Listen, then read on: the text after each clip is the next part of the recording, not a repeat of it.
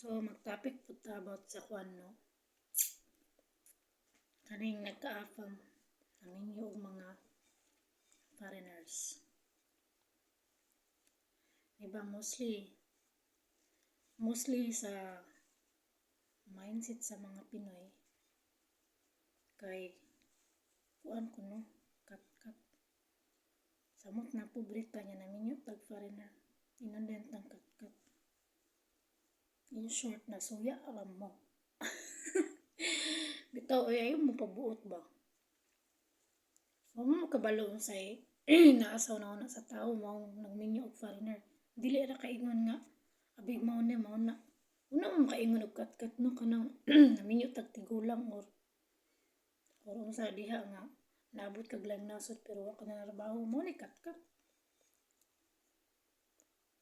Except sa may anak kay malisod og trabaho na.